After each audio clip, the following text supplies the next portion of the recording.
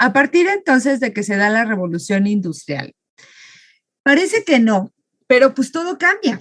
¿Por qué? Porque pues no nada más es la forma en la que se produce. Todo lo que se produce se modifica en la forma en que se hace, pero también modifica el sistema económico, el sistema político, porque empieza a haber muchísima demanda de estos productos. Esto provocó que la creación de fábricas creciera en masa y que entonces las necesidades de ciertos productos que se extraían de otros lados, como es el caso de Inglaterra, que había conquistado las 13 colonias, o como es el caso, por ejemplo, de Francia, que tenía algunas colonias en América, en África, ahorita lo vamos a ver, van a empezar a exigir más materia prima para poder satisfacer las necesidades de la industria. ¿Sale?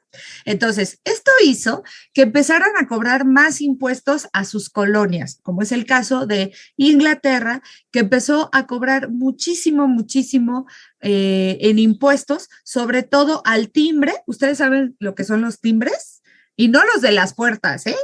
Para las cartas, claro. Estos timbres se ponían en las cartas para que pudieran llegar. Es un impuesto que la gente pagaba por enviar cartas. Ya sé que a lo mejor a ti se te ocurre así como, ay, ¿cómo? O sea, ¿cómo me van a cobrar por enviar una carta? Pues sí, porque piensa que en aquel tiempo pues no existe el WhatsApp, no existe Telegram, no existe el correo electrónico y todo se envía a través de cartas. Toda la información se enviaba a través de cartas. Y ahí imagínate que tú vives acá en América y que tu papá o algún familiar o tu novia viven allá en Inglaterra y tú le quieres escribir, ¿esta carta cómo va a llegar? Todo fuera a través de una palomita mensajera, pero pues no, es muchísimo lo que tiene que recorrer. Se necesita que, exacto, Valerie, es como un comprobante de que pagaste el impuesto por enviar tu correo. Exactamente, por eso hay de diferentes precios. Entonces, imagínate, tenía que atravesar todo el océano Atlántico para que llegara el mensaje. Y esto significa gastar en carbón, ¿no? Sí, es como si ahorita utilizáramos emojis, que como no si no los cobraran, ¿no? Los emojis. Entonces, tenía que pagar el carbón, el barco, ¿no? Por supuesto, la gente, los tripulantes, porque los tripulantes en lo que llegan, fíjense, ¿saben cuánto hizo Cristóbal Colón desde España hasta América? Tres, ya le dieron, muy bien, hizo 3 meses. ¿Sí? Hizo 3 meses, él salió en agosto y llegó acá el 12 de octubre, ¿no? Y bueno, y no exactamente aquí donde nosotros estamos, sino que a las islas que están cerca de Haití, a esas islas fue a donde llegó. 3 meses, con un barquito llamado Carabela, que se supone en ese momento era lo más in de lo más in. Pero ahora ya teníamos barcos que se movían a través del vapor. Estos barcos ya eran muy rapiditos. Cuando menos, chicos, se tardaba un mes en llegar la información desde Inglaterra hasta Estados Unidos, que se va a llamar, ¿no? Hasta las 13 colonias, al menos un mes. Entonces, es mucho lo que se tiene que pagar en gente, o sea, la tripulación, el capitán, la necesidad de carbón para hacer el vapor, todos los aceites y demás cosas que se requieren, es mucho. Y por eso se empezó a cobrar la ley del timbre. Entonces, la ley del timbre es un impuesto que se cobraba a estas estampitas, pero ¿qué crees? Que las empezaron a duplicar, a triplicar, a cuatriplicar, ¿sale? Entonces, empezaron a subir los impuestos demasiado. Ese es uno. Segundo, el té. Seguramente tú sabías que en Inglaterra la hora del té es algo muy importante. Y acuérdate que acá en las 13 colonias en América, los ingleses que llegaron pues tienen las mismas costumbres y tradiciones y por tanto también consumían té, ¿no? Ahora imagínate que pues el té es algo así como un momento del día bien importante para los ingleses, para los colonos. ¿Por qué? Pues porque es el momento en donde ellos conviven, en donde ellos comparten, incluso en donde hacían negocios. La hora del té es aproximadamente en eso entre las 4 y las 6 de la tarde. Entonces, imagínate que le empiezan a cobrar impuestos al uso del té. Exactamente, hubo un conflicto por el acta del té, ¿no? Entonces, lo que se les empieza a hacer es cobrar impuestos por todo el té que salía de los Estados Unidos, que en ese momento se llamaban las 13 colonias, y les empezaban a cobrar muchos impuestos por sacar sus productos, por llevarlos en el barco y desde ahí llevarlos a Gran Bretaña, ¿no? A Inglaterra. Entonces esto ya no era negocio. Además, a todos los colonos les prohibieron empezar a colonizar hacia el oeste, es decir, hacia la izquierda, pues, del mapa. Ahorita lo vamos a ver en un mapita para que se den cuenta. Ahora imagínense que ustedes viven en las 13 colonias, que te prohíben crecer, o sea, buscar nueva casa o crecer tu territorio, que te empiezan a cobrar impuestos a ley del timbre, que te empiezan a cobrar impuestos al té y a lo mejor tú no nada más bebes té, sino que además produces té, ¿no? Por ejemplo, de manzanilla. Que los colonos decidieron hacer el motín de Boston, o lo que también se llamó la rebelión de Boston en 1775, que básicamente, fíjense lo que hicieron, ¿eh? Dijeron, miren, a ustedes ingleses les encanta el té, ¿no? Y nosotros vendemos el té, pero ustedes nos quieren cobrar por venderlo, ¿no? Ahí les va. Agarraron todas las cajas de té y las tiraron al mar. Era una forma de rebelarse en contra de su gobierno, de decirle, estamos hasta aquí, ya no queremos más impuestos, basta ya. Esto hizo, ¿sale? Esto hizo que Inglaterra empezara a mandar un montón de militares con el objetivo de capturar a la gente que tirara el té, o sea, de castigarlos, ¿no?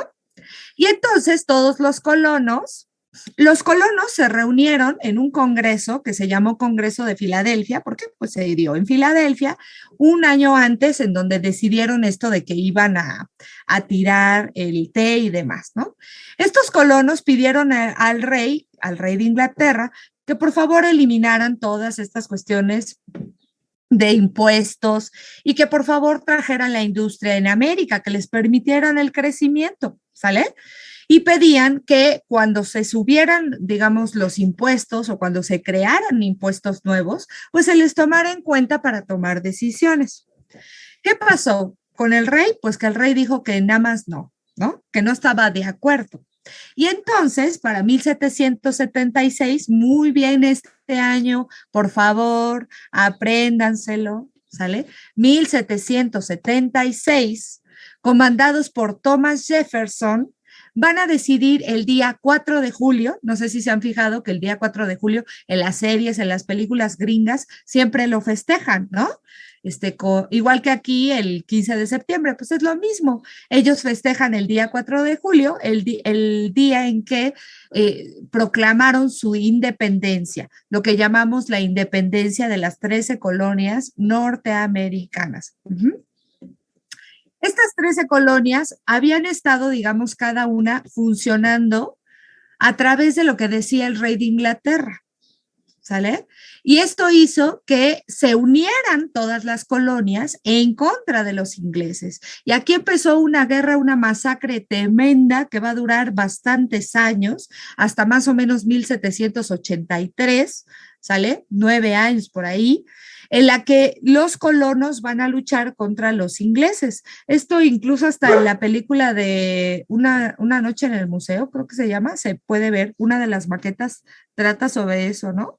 Entonces, una de las batallas más importantes es la que se va a dar, perdón, en la bahía de Chesapeake. Ahí van a ser los colonos, le van a ganar a los ingleses y a partir de ahí, ¡pum!, se van en pique. Pero también los ingleses estaban derrotados porque resulta que los colonos, exactamente, ya voy a hablar de él, de George Washington, ¿no? Los colonos empezaron a recibir ayuda de Francia. Y es que ahí te va.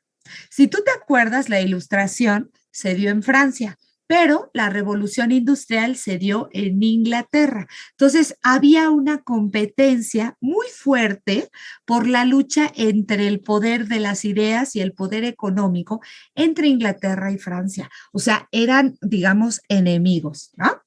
Entonces, los colonos empezaron a recibir dinero de Francia porque Francia le convenía debilitar a Inglaterra. ¿Sí? ¿Vamos bien? Sí, por las ideas, porque Siempre, ¿no? Los franceses en ese momento se sentían que ellos eran los más innovadores y los más adelantados de su época por las ideas que hablamos la clase de ayer, ¿no? Las de Voltaire, Rousseau, Montesquieu, pero por ahí estaba el otro lado de la ilustración, ¿no? Entonces, Thomas Hobbes y demás, ¿no? Exacto, exacto, más o menos así. Yo soy el mejor, tú bye, ¿no? Mis ideas son las mejores y tú bye. Pero además, pues Inglaterra les estaba comiendo el pastel porque pues en su país estaba dando la industria y pues imagínense el boom que fue haber tenido máquinas y que todo el mundo quisiera trabajar en una fábrica. O sea, esto también debilitó también por otro lado a Francia. ¿Sale?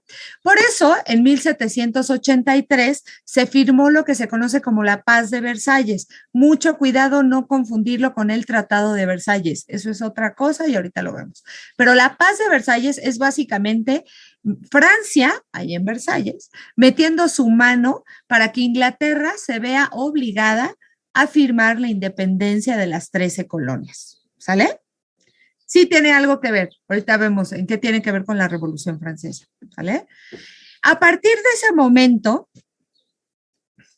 ay Dios, esto se está trabando, espérenme. Ahí está. Aquí están las 13 colonias. A partir de ese momento, observen lo que era Estados Unidos. Estas son las 13 colonias. Nada más este cachito. Este choricito que ven aquí eran las 13 colonias. Vean, aquí están. ¿Sale? A partir de ese momento de que en 1776 se da la independencia de las 13 colonias y a partir de que se firma la Paz de Versalles, México era todavía poquillo más grande, pero sí, ahí está, ¿no? Todo esto, había colonias aquí que todavía pertenecen a Francia, como la Luisiana, las colonias que le pertenecían a Nueva España, como la Florida, Texas, Nuevo México, la Alta California, ¿no? Entonces, resulta que estas 13 colonias son las primeras en unirse y decir, vamos a formar un país. Pero este país va a tener las ideas de estos escritores franceses, de Rousseau, de Voltaire, de Montesquieu. Y no vamos a hacer una monarquía, ya basta de reyes, estamos hasta aquí de los reyes. Como todos somos iguales ante la ley, pues vamos a crear una constitución. Y así es como Estados Unidos se va a convertir en el primer país en tener una constitución como las conocemos ahora. Sobre todo una constitución que va a reflejar una república. La república es una forma de gobierno, es decir, una forma de administrar a un pueblo. Esta forma de gobierno, por ejemplo, cuando es una monarquía, ¿quién administra el gobierno en una monarquía? El rey, en una monarquía el rey. Pero fíjense bien, en una república, para evitar que todo el poder recaiga en el rey, como en una monarquía, ¿por qué les estoy contando esto y qué tiene que ver con Estados Unidos? Pues resulta que Estados Unidos es el primero en tener este sistema en práctica, en la época contemporánea o moderna, ¿no? ¿Por qué? Porque pues ya sabemos que los romanos habían tenido repúblicas, pero no funcionaban igual, porque aquí se le junta al concepto de república el concepto de democracia. ¿Qué es una democracia? Pues básicamente que el pueblo elige, ¿no? Que el pueblo elige a sus representantes de estos poderes, del ejecutivo y del legislativo. El judicial, pues no lo elegimos nosotros, pero pues bueno. Entonces, estas 13 colonias son las que se van a unir y van a formar Estados Unidos de América. ¿Por qué se llaman Estados Unidos? Porque han decidido formarse o unirse cada una de estas entidades. Cada una de ellas tiene su propia ley, pero todas respetando a la Carta Magna o Constitución. Por eso, en cada una de ellas han tenido un gobernador, lo que se llama el sistema federal. ¿Sale? Pues no, porque de los nativos vamos a hablar en Historia de México. Aquí nada más estoy hablando en Historia Universal de lo que fue las 13 colonias, pero de los nativos no te preocupes, en Historia de México vamos a hablar de los yaquis, los putumayos, y de todos ellos, los apaches y demás. No te preocupes, Sí, pero también se tienen que mencionar los nativos de las 13 colonias. Cuando hablemos un poquito de lo que era Aridoamérica o Asisamérica, ahí los vamos a mencionar. Ahora, lo cierto, también te voy a mencionar, Víctor, retomando esto que me preguntas, pues es que básicamente los nativos pues desaparecieron, ¿no? Porque en estas 13 colonias, los ingleses, a diferencia de los españoles, ellos no se mezclaron, ellos acabaron con todo, ¿no? Acabaron con todos los nativos de esta zona. Por eso fíjense, todavía las tribus apache, las tribus autóctonas que existen en Estados Unidos son de acá, de donde dibujaste a México, de este lado. ¿Por qué? Porque acá en Nueva España sí les permitían seguir viviendo. Por eso todavía existen algunos herederos de estas culturas indígenas. Pero en esta zona, pues básicamente los masacraron, o sea, acabaron con toda la especie. Vean, por ejemplo, la película esta del Renacido, ¿no? Donde ganó Leonardo DiCaprio su Oscar, en la que podemos observar que pues acababan con todo, ¿no? Los ingleses impusieron su forma de creer, su forma de pensar, y eso también nos permite entender, chicos, por qué los colores de piel son tan distintos en México que en Estados Unidos, por qué ellos son güeritos de ojo azul y acá somos piel morena, ¿no? Fuerte. Entonces, ¿por qué? Pues por eso, porque ellos, pues lo que pervivió fue más bien la herencia de la cultura inglesa, su ideología, y por eso incluso tienen un día de gracias, ¿no? El día de gracias, aunque suene como, ay, qué lindo, los indígenas les permitieron pasar y cenaron todos juntos, lo que no te cuentan es lo que pasó después. Después del día de gracias, donde los ingleses, los colonos, invitaron a cenar a los indígenas de ese lugar, pues después los masacraron, ¿no? E impusieron, si se fijan, ninguno de estos territorios tiene nombre con pasado indígena, ninguno. Nueva York, porque el rey de Inglaterra era de la familia de York, Pensilvania, Maryland, por la princesa Mary o Mary, Virginia, porque la reina virgen es Isabel, ¿no? Carolina, por las reinas Carolinas, sale Georgia, por rey Jorge. O sea, observen cómo ni siquiera se llaman, pues como acá, ¿no? Que Michoacán, Oaxaca, todos esos nombres son de herencia indígena. Exactamente, Víctor. ¿Qué le quedaba a los indígenas de este lugar? Y más considerando que Inglaterra fue el primer comercializador de esclavos, pues eso, crear leyes que protegieran solo a los blancos. Eso sí no se nos debe de olvidar, ¿no? Porque los esclavos y los indígenas pues estaban fuera de esas leyes, ¿no? Entonces, pues sí, ya desde ahí, desde que se creó, todo suena como, ay, muy bonito, la Estatua de la Libertad y somos el mejor pueblo del mundo, pero lo que no te cuentan es ese lado B, ¿no? En donde sí, había leyes, había libertad, el pueblo elegía, pero solo si eras blanco, ¿no? Si pertenecías a una clase social burguesa o alta. Entonces, bueno, ahora bien, el primer movimiento importante fue el de Estados Unidos, pero el que digamos ahora sí movió todas las entrañas de Europa va a ser la Revolución Francesa, ¿sale? ¿Cuáles fueron sus causas? ¿Cuáles fueron sus antecedentes? Pues bueno, ahorita lo vemos. Primero, hay que recordar qué estaba sucediendo en Europa. Habíamos de recordar que estaban dándose las monarquías absolutistas. Francia en ese momento todavía es muy agrario, no era como Inglaterra, que ya tenía el desarrollo industrial a todo lo que daba, ¿no? Aquí todavía es altamente agrario, apenas empezaba su movimiento industrial, ¿sale? ¿Y qué creen? Pues que había un contraste muy fuerte entre los tres estados, los tres, digamos, jerarquías de la revolución. Así es, no, pero de la Revolución Mexicana no, de la independencia de México, es así, ¿no? De eso sí.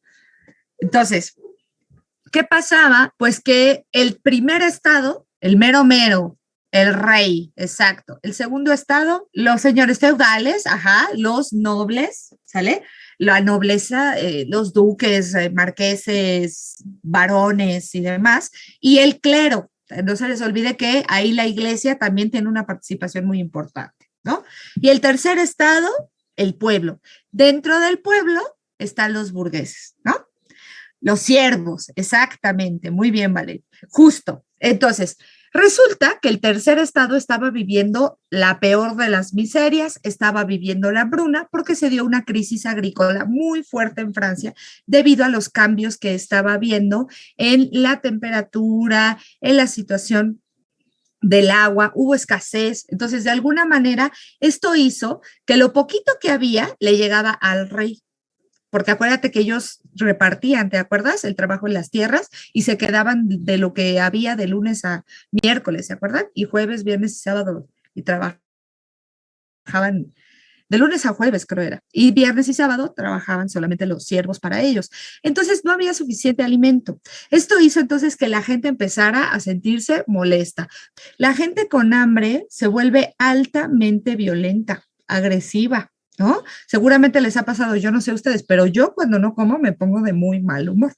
Soy bien grosera cuando tengo hambre y por eso pues, me tengo que comer mi comidita, mi sneaker para calmarme. Ahora imagínate un pueblo entero en esa situación, molesta por el hambre.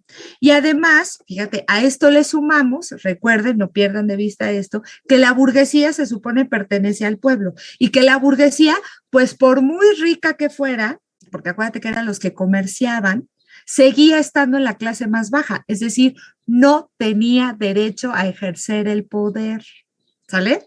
Es decir, que por todo el dinero del mundo, aunque lo tuviera, él nunca se iba a convertir en el que creara las leyes que le beneficiaran. Los reyes iban a seguir creando leyes que les beneficiaran a ellos. Y una de esas leyes era burgueses trayacatulana, préstamos forzosos. Era obligatorio para los burgueses pagar más impuestos y por supuesto esto no les gustaba.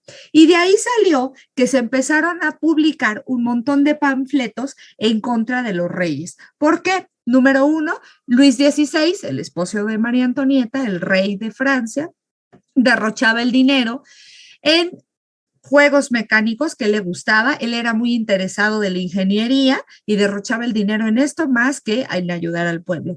Segundo, porque le prestó dinero a Estados Unidos, ¿te acuerdas?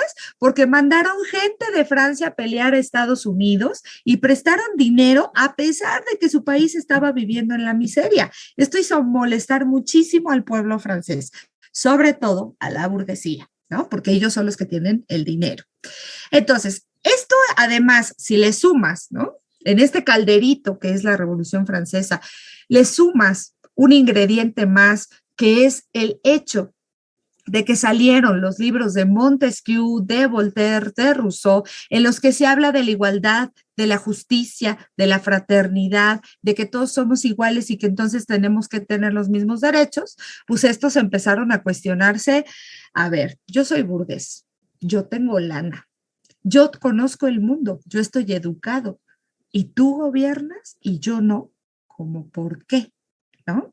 Entonces empieza a notarse esta, híjole, molestia del pueblo con relación a lo que está pasando en su gobierno. Si le sumas que además en la enciclopedia se empezó a escribir acerca de los movimientos obreros que estaban dándose en Inglaterra debido a la revolución industrial, como el ludismo, esto de romper máquinas, ¿no? Como la creación de los primeros sindicatos que apoyaban a los obreros, ¿sale? Todo esto, pues obviamente empezó a como a generar un enojo tremendo.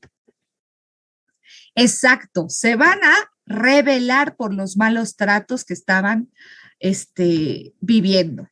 ¿Cómo va a ser la Revolución Francesa? Pues no tenemos mucho tiempo, chicos, de abarcar todo lo que sucedió en cada etapa, porque la Revolución Francesa es muy compleja. Sin embargo, sí les voy a hacer mención de aquellos que suelen presentarse en los exámenes de selección y que son fundamentales para entender los siguientes temas, ¿sale? En 1789, el rey, como ya se dio cuenta de que estaba bien enojado el pueblo, los reúne en lo que se llamó la Asamblea Nacional o la Asamblea de los Estados. Es decir, juntó el rey los nobles y el clero y al pueblo. Pero del pueblo no creas que van a ir los campesinos, van a ir los burgueses, ¿no? Que son los que tienen como cierta, exacto, la Bastilla.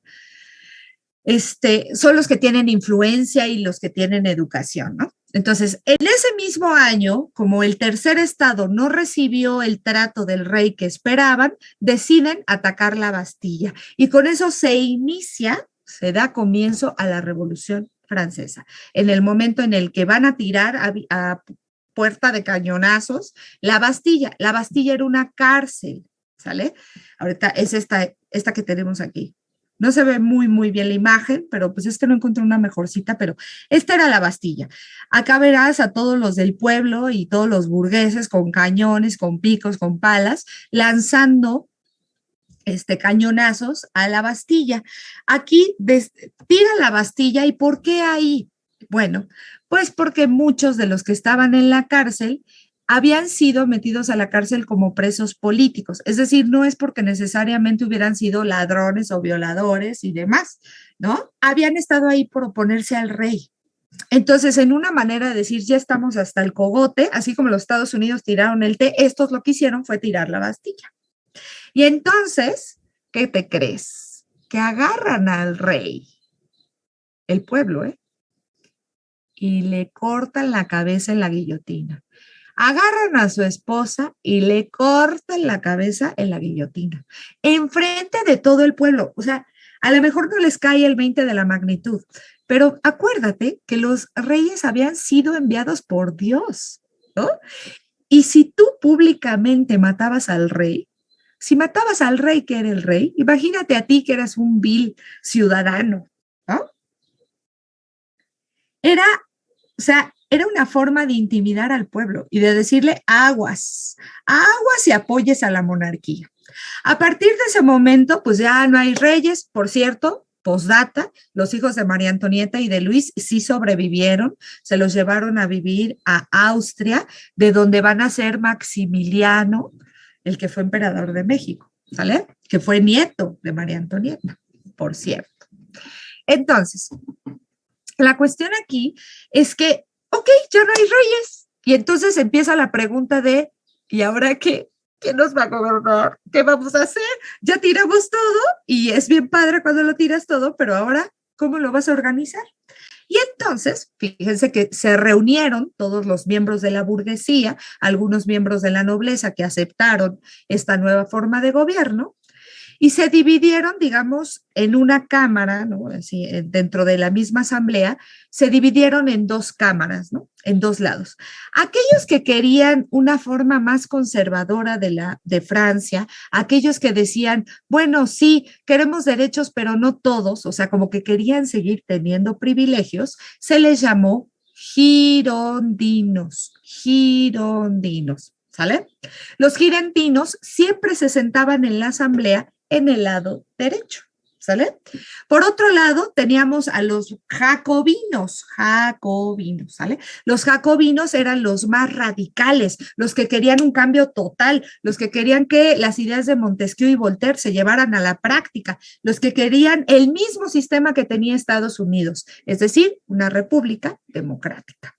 Estos se sentaban siempre a la izquierda de la asamblea. Y de ahí surgen, no sé si han escuchado, los términos de la derecha y la izquierda, ¿no? ¿Sí han escuchado eso? Hasta la actualidad, la derecha significa el área más conservadora de la política y en la izquierda el área más radical, ¿no? Bueno, en un primer momento, en 1791, los girondinos van a tomar el poder. Y resulta que al ser todavía un poco conservadores, pues empezó a proliferar la pobreza, seguía la hambruna y por tanto los jacobinos empezaron a decir, ¿saben qué? No funciona esto para nada. Y entonces ahí apareció nuestro primer personaje importante de la revolución, que va a ser Robespierre, ¿sale? Robespierre. Como todos los que se oponían a la revolución, si alguien decía, es que no estoy de acuerdo, que le corten la cabeza, ¿no? Un poco, ¿no han visto Alicia en el País de las Maravillas? Ahí aparece la reina, que es básicamente un poquito la representación de lo que estaba pasando en esa época.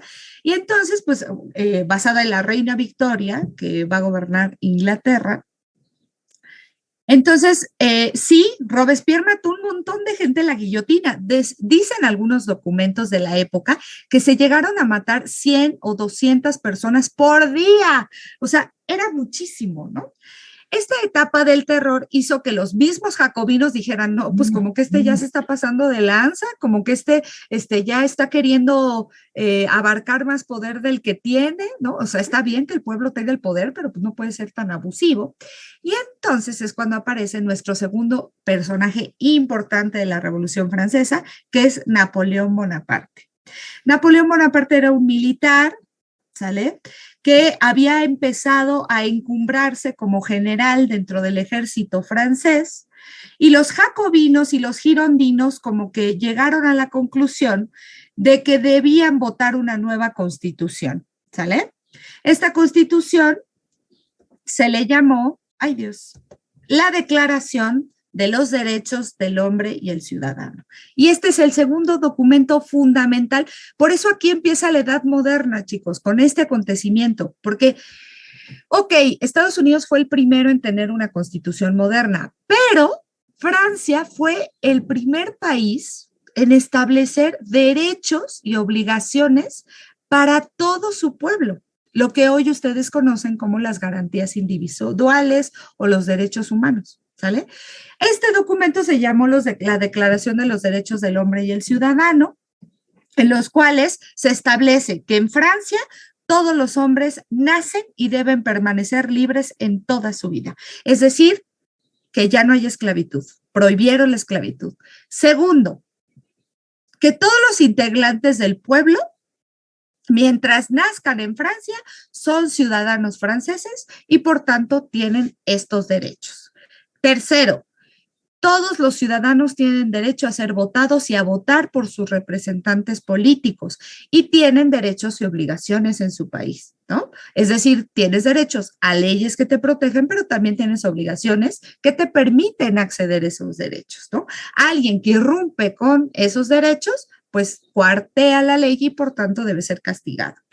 Y cuarto y último, se declara que Francia es soberana, es una república, ¿sale? Es decir, debe ser gobernada democráticamente y entonces es libre. Ningún país puede decidir sobre de ella.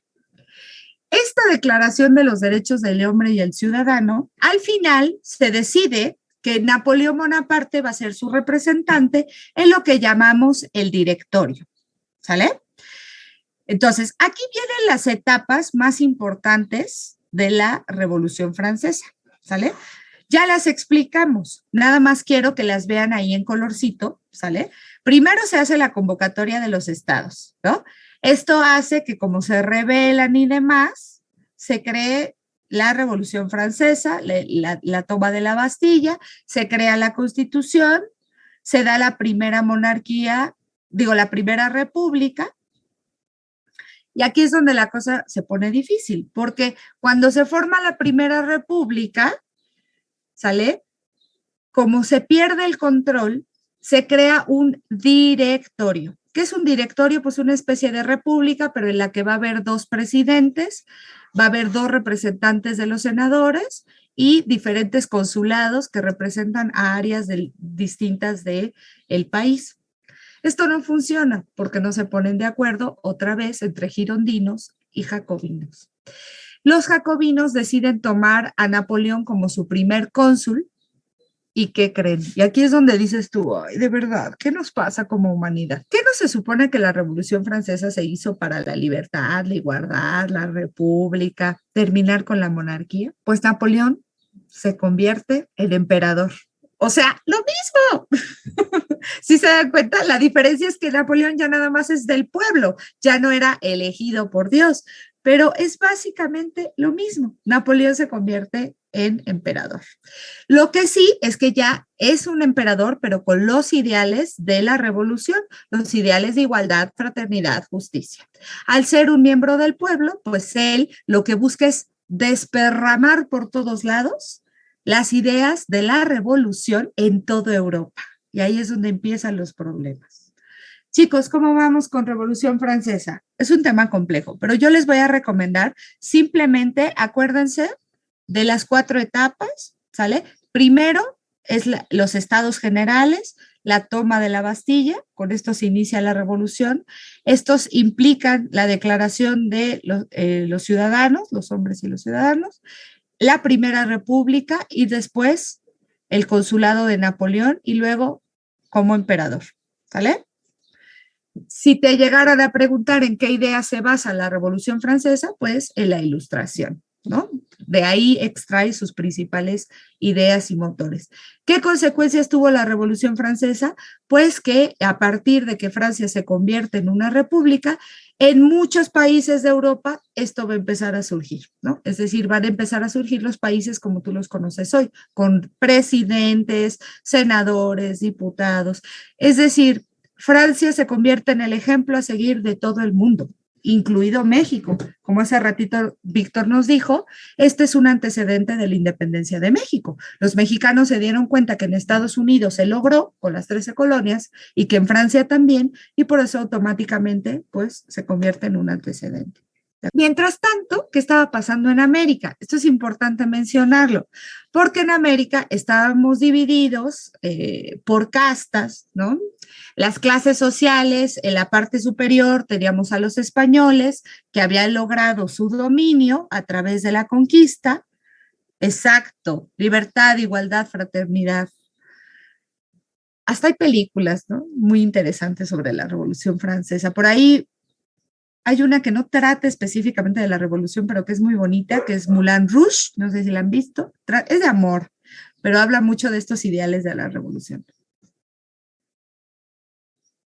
Bueno, entonces les decía, en América había una división de clases muy, muy fuerte, en donde los españoles peninsulares, es decir, aquellos españoles que vivían en la península, que habían nacido ahí y que se venían a América a gobernar, tenían el poder, ¿no? Después venían los españoles criollos, aquellos españoles que sus papás eran peninsulares, pero que ellos ya habían nacido aquí y que por tanto siguen siendo españoles, pero que ya se sienten más vinculados con las tierras, con las ideas de América. Después vendrían las castas y los mestizos, que son todas las mezclas entre españoles, indígenas y negros. Y por último vendrían los indios, los nativos, ¿sale? Y los negros, que fueron traídos desde Europa, bueno, desde África a Europa y de Europa para acá, ¿no? Como esclavos. Como les comentaba, a partir de la Revolución Francesa y de las 13 colonias, se empezaron a dar algo que llamamos la revolución o las revoluciones latinas o las revoluciones atlánticas. ¿Por qué? Pues porque al mismo tiempo de que en México se empezó a surgir la independencia, de la que ya hablaremos después cuando hablemos de historia de México, lo cierto es que en toda América se empezaron a dar estas independencias, ¿sale? Estas independencias se favorecieron de las ideas ilustradas. Y si se fijan, ya tenemos ahí los antecedentes externos. La Ilustración, la Enciclopedia, la Revolución Francesa, la independencia de las 13 colonias. Todo esto influenció a América Latina, desde México para abajo, pues todo, que pertenecía prácticamente todo a España, para que buscaran su separación. Es decir, para que hicieran lo mismo que Estados Unidos hizo. ¿Sale? Y entonces vamos a hablar de los principales caudillos o líderes de la independencia. Me encantaría hablarles de cada una de las independencias de América Latina, pero bueno, el tiempo es corto y además generalmente no aparecen en el examen, pero sí generalmente se mencionan algunos de los personajes principales. Como sabemos, la independencia de México se va a lograr en 1821. Inició en 1810, pero terminó en 1821. De los personajes que más destacamos son Miguel Hidalgo, después José María Morelos y Agustín de Iturbide, que es el que terminó con la independencia, ¿no? El que la logró. En Chile y Argentina, el principal, digamos, caudillo que realizó la independencia se empezó a hacer en 1818 y va a ser José de San Martín, ¿sale? Que también va a influenciar a la independencia de Cuba. En 1819, el personaje que va a lograr la independencia de todo lo que será Centroamérica y el área de Perú, Colombia, Venezuela, va a ser Simón Bolívar, ¿no? Incluso hay un país que lleva su nombre, ¿no? Bolivia, en honor a Simón Bolívar. Él, a través de el Congreso de la Angostura, va a lograr la independencia de lo que se va a llamar la Gran Colombia. Entonces, primero se va a independizar la Gran Colombia y después la Gran Colombia se va a dividir en Colombia, Venezuela, Bolivia y el Perú, ¿sale?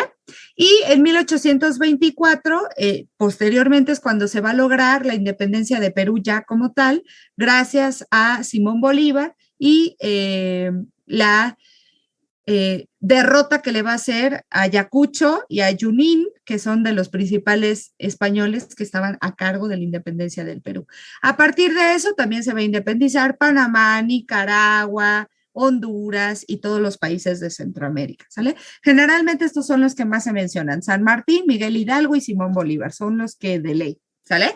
Fidel Castro, Che Guevara, ellos sí lo van a lograr con Cuba, pero esto lo van a hacer en el siglo XX, o sea, casi 100 años después, de hecho, más de 100 años después, porque Cuba, lo que es Cuba, Puerto Rico y Costa Rica, van a seguir perteneciendo a España. Estos son los últimos naciones en volverse independientes, ¿sale? Y lo van a hacer gracias a la ayuda de Estados Unidos. A partir de la Revolución Francesa, como les dije, Napoleón busca expandir sus ideales, estos ideales de la revolución, y empezó a invadir diferentes naciones en Europa, incluida España. De eso ya lo abordaré un poquito más cuando hablemos de la independencia de México y de sus causas. Sin embargo, sí es importante mencionar que la Revolución Francesa lo que hizo fue exaltar los valores de la nación. ¿Alguien de ustedes sabe qué significa nación? Cuando decimos que nuestro país es una nación, ¿a qué nos referimos? Porque nacimos aquí, ahí está, la primera, ¿no? La nación te lo da, la primera cuestión que te hace nacional es en dónde naciste, ¿no? Tu nacionalidad, tu país, el país en el que naciste. Segundo, porque nuestros padres son mexicanos, exactamente, ¿no? Porque los padres que tenemos han nacido en este país, ¿no? El acento, el lenguaje, claro, el lenguaje es algo que nos hace muy únicos. Esto de chido, chale, chilango y pinche y todas esas groserías que decimos, todo eso es muy, muy de lo mexicano. Nuestros rasgos, claro, ¿no? Nuestra cara, la forma en la que hablamos, nuestro color de piel también. ¿Qué más? Es todas, más bien son todas las características que nos hacen únicos como país. A eso le llamamos nación, al conjunto de elementos que nos permiten identificarnos como país.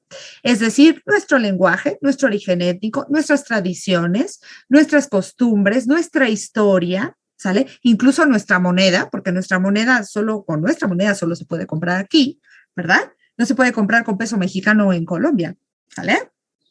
Entonces, resulta que esta idea de nación empieza a surgir primero en Francia y esto empieza a emanar en todos los países europeos y por supuesto también en América. Pero además esto provocó que hubiera dos países que aunque no lo creas no eran países, eran diferentes reinos, diferentes estados, como en Italia y Alemania, que tenían Germania, Prusia, ¿no? Así por mencionar algunos, y en Italia estaba Nápoles, Roma, Toscana, y entonces estos hicieron una guerra, cada quien en su país, por unificarse, lo que llamamos la unificación de Italia y la unificación de Alemania. Es decir, se conformaron como países. ¿A través de qué? Pues de eso que los exalta como identidad, eso que nos acaba de subrayar Víctor. ¿Sale? Hay un solo pequeño problemita, así chiquitito con el nacionalismo. Cuando yo exalto los valores de mi patria, del país en el que nací, hago menos los valores de otro país. Empiezo a creer que mi país es mejor que otros países. Un poco lo que pasa en los partidos de fútbol, ¿no? Si tú le vas a la América, te pones la playera de la América y si te cae gordo el Cruz Azul, vas a hablar mal de Cruz Azul, ¿no? Entonces, el problema con los nacionalismos, sí, ojo, aquí les voy a hacer un primer apunte porque todo lo que vamos a ver en las siguientes clases termina en ismo, ¿sale? Ismo, el sufijo ismo, significa doctrina o creencia. Entonces, siempre, siempre que ustedes vean en una palabra al terminar ismo, significa doctrina o creencia. Entonces, por ejemplo, cristianismo, la doctrina o creencia en Cristo, ¿no? Catolicismo, la doctrina o creencia en lo católico. Nacionalismo, la doctrina o creencia en, pues en el país, en la identidad, claro, en la nación. Entonces, el nacionalismo lo que hace es, yo exalto los valores de mi patria es la mejor, sus tradiciones son las mejores, su comida es la más rica. ¿Y qué pasa con la comida de otro país? Guácala, es horrenda, no me gusta, ¿sale? Eso empieza a crear tensión entre los países, porque cada país cree que su país es el mejor. Y por supuesto va a fomentar lo que llamamos el racismo, el odio a los otros que no son como nosotros, ¿no? Y la xenofobia o xenofobia, que es el odio a los extranjeros, el odio a cualquiera que no pertenece a tu nación, ¿de acuerdo? Que esto se va a convertir pues en un antecedente directo de la Primera Guerra Mundial. Con este pretexto de que mi nación es mejor que la tuya, empezó otra nueva ideología llamada imperialismo. ¿A qué les suena? Y colonialismo también. ¿A qué suena imperialismo y colonialismo? La monarquía y el imperio son lo mismo, es decir, están gobernadas por un emperador o un rey, dependiendo, ¿no? En estos, el rey o el emperador tienen poder absoluto. Hasta ahí son iguales. La diferencia es la siguiente. Un imperio se expande. Es decir, lo que busca es buscar más allá en otros territorios, expandir su gobierno. ¿Sale? Entonces, por ejemplo, Carlos V, que era el rey de España, él es un emperador. ¿Por qué? Porque no solamente fue rey de España, también era rey de Nueva España, rey de la Gran Colombia, rey del Virreinato de la Plata, rey de incluso Filipinas, y como su reino abarcaba más del territorio con el que inició, se le llama imperio. ¿Sí? Como en el Imperio Romano, ¿se acuerdan cómo abarcó más que Roma? Abarcó toda Europa y parte de Asia, ¿no? Entonces, por definición, el imperialismo, según Lenin, es la fase superior del capitalismo. Y aquí es donde nos vamos a empezar a meter en un rollazo económico que es súper, súper importante, ¿vale? El imperialismo, ahí va, observen, imperialismo, otro ismo, es la fase superior del capitalismo. O sea, es llevar el capitalismo a su máxima expresión. El capitalismo es como si lanzara yo un kamehameha, ¿no? Y el imperialismo es convertirse en Super Saiyajin, ¿sí? Es la fase que sigue. Del capitalismo viene el imperialismo. Es decir, no solamente busco acumular capital para ganar más. Ahora, ¿qué quiero formar? Poder, para poder expandir su capital. Exactamente, muy bien dicho. El imperialismo, entonces, observen, ¿sale? Acá lo tenemos. Ahorita regreso a esa otra diapositiva que estábamos formando juntos. Es básicamente una ideología del siglo XIX en el cual los países europeos quieren expandir su capital. Es decir, buscar, fíjate bien, van a buscar en otros países, van a hacer lo que McDonald's. McDonald's empezó teniendo una hamburguesería chiquitita allá en Texas y de repente se expandió hacia todos los estados de Estados Unidos. Ya que tenía todos los estados de Estados Unidos, ¿cuál es el siguiente paso? ¿Qué sigue? Porque tú eres imperialista, mentalidad de expansión. Ya tienes un McDonald's en cada estado de Estados Unidos. ¿Cuál es tu siguiente paso? Expandirte a otros países, perfecto. Llega un McDonald's a México, ¿no? Y otro a Uruguay, otro a Argentina, otro así hasta África, ¿no? Ya tenemos en todas las partes del mundo. Cuando el señor Ronald McDonald se viene a México, ¿se trae sus vacas para acá a sacar la carne? No, no, ¿verdad? ¿Qué hace? Le va a salir muy caro traerse vacas desde Estados Unidos. ¿Qué hace? ¿Cómo le hace? ¿Ya trae la carne? Bueno, o Aquí consigue la carne, es decir, mete a la mejor ganadería de diferentes vacas y desde esas, aquí en el mismo México, extrae la carne para sus hamburguesas. Y luego ya tiene la carne, ¿no? Invierte en sus propias vacas, exacto.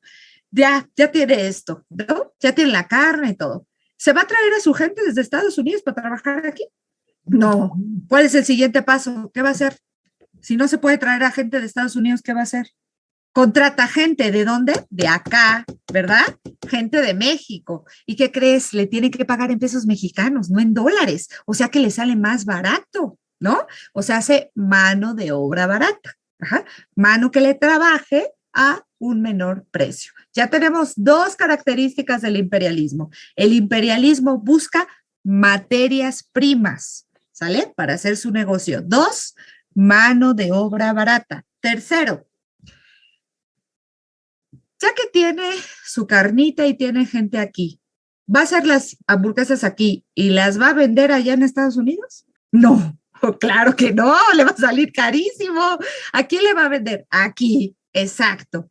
Nuevos consumidores, exactamente. A eso se le llaman nuevos mercados, ¿sale? Entonces, ahora sí, mis queridos Padawans, ahora ya saben lo que significa imperialismo. El imperialismo es esta ideología, esta forma de vida en la que yo voy a buscar expandir mi capital en otras naciones. ¿A través de qué? De nuevos mercados, materias primas y mano de obra barata. ¿Sale? Y con esto yo me voy a ir a otras naciones a imponer una nueva forma de gobierno, si bien me va, a eso se le llama colonialismo, como lo que hizo España acá en México, creó una colonia, toda la colonia depende de España, las decisiones las toma España, o podemos crear dominios o protectorados. Fíjate la diferencia. En un dominio, el país que llega a colonizar, ¿sale? Vamos a decir Inglaterra, se queda en el país, pero no le interesa gobernar, o sea, no le interesa ser el dueño de todo, le interesa controlar tu economía, ¿no? Entonces, eso es un dominio. Y en un protectorado, hasta te mando militares por si es que te quieres salir del huacal y quieres ir a buscar ayuda a otros. Pues en el imperialismo sí, nada más que le llamamos mercantilismo porque la visión es la de quedarme con las tierras. Aquí no les interesa tanto quedarse con las tierras, sino con el producto de las tierras o de su gente. Sí podemos decir que es un incipiente imperialismo, sí. Por eso decimos que en la Edad Media, al final, ¿se acuerdan? Dice auge del capitalismo, ¿no? O sea, como que empieza a surgir la idea del capital, la idea de que debemos acumular. Nada más que ellos lo hacían a través de las tierras, ¿sale? Pero acá en el imperialismo ya es la lana, el producto, la marmaja, el oro, la plata y los diamantes, ¿no? Por ejemplo.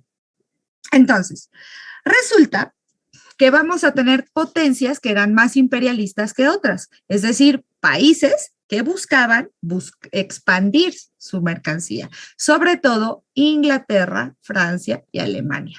Y de esa manera, como ya no podían entrar a América, porque en América Estados Unidos decretó algo que se llamó la doctrina Monroe, América para los americanos, de la que ya hablaremos después. Junto con esto, lo que hizo Estados Unidos es, fíjate qué listo, ¿eh? América para Americans, para nosotros. Y con este pretexto se quitó a Inglaterra, Francia y Alemania que querían dominar aquí y se quedaron ellos. No sé si te acuerdas en Historia de México que Inglaterra, Francia, España querían también otra vez dominar México, ¿no? Ahí está la guerra de los pasteles, ahí está Maximiliano de Habsburgo. O sea, sí lo intentaron, pero como no pudieron, se nos fueron a África. ¿Qué hicieron? Pues conquistar África. Van a empezar a crear colonias, protectorados y dominios sobre África. Y literal, o sea, literal, hicieron un congreso llamado Congreso de Berlín en 1884 para repartirse el mundo. Así como lo oyes, o sea, un congreso de estos países imperialistas para ver quién se quedaba con qué. Exacto, es el momento en el que empezaron a empobrecer el África. Solo hay un pequeñísimo detalle. ¿Qué crees que suceda cuando dos países quieren el mismo lugar? guerra, ¿no? Pues muchachos, estamos ante los antecedentes de la Primera Guerra Mundial